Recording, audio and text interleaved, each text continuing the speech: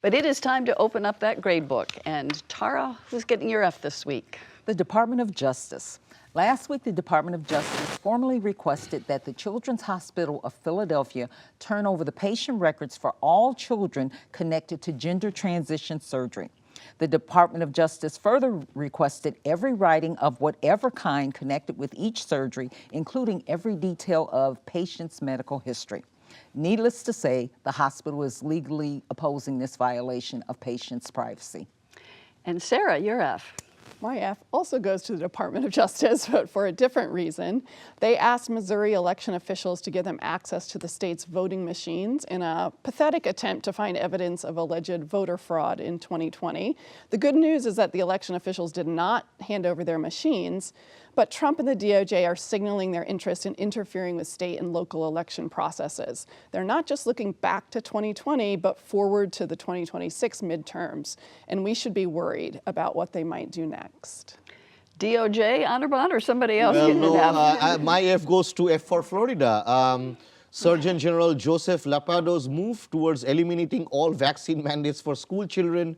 Surely there will be long-term public health consequences, and this will lead to avoidable spread of disease and fatalities. And Rick. Stephen Moran gets my F. He's current chair of the White House Council of Economic Advisors. Trump has nominated him for an opening for the Federal Reserve Board. Moran stated that he would keep his current job at the White House if confirmed. This is just another example of attack on the independence of the Federal Reserve Board and is a big, big problem. And the Federal Reserve Board's been in the news a lot last week. Tara, how about an A? Somebody did something well. I'm giving an A to those who put the great in the Great New York State Fair. This is to honor all of those workers from the dairy barn, quote unquote, milkmaids to the law enforcement officers who made those 13 days, and probably even more if you include the training, great for all of us. The Great New York State Fair. Sarah, how about your A? My A goes to the New York State Department of Environmental Conservation for adding the Atlantic coast leopard frog to its endangered species list, the first edition since 1999. This unassuming frog can be found in Staten Island and lives in wetlands next to IKEA and Amazon warehouses. Its habitat rapidly shrinking. Less than 1% of the 250,000 acres of freshwater wetlands that once blanketed New York City still exist. The designation of the frog will help the frogs, but also help preserve this important and fragile ecosystem.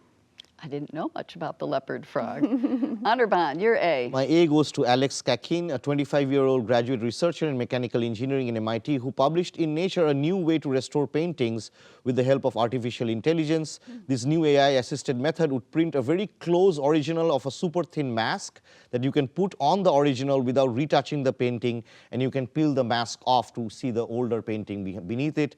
This has completely taken by the restoration world by surprise. It's a great development. Looks fascinating. That video is so interesting. Rick. My A goes to federal courts for recent rulings that the Trump administration had broken the law by A, freezing billions of dollars of research funding for Harvard, B, using the Alien Enemies Act to deport Venezuelans, and C, for imposing sweeping tariffs on most of the goods imported into the United States.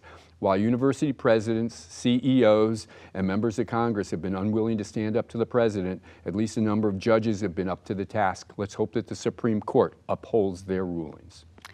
I want to go back to Anirban's. That's a fascinating technique. Yeah, so there's a lot of dispute among restoration people that do you actually restore the painting or you allow it to decay in the way it's supposed to decay. This takes the middle ground. They are going to create a film you can put on the painting. It will look exactly like the original. Nothing changes in the painting and take it off.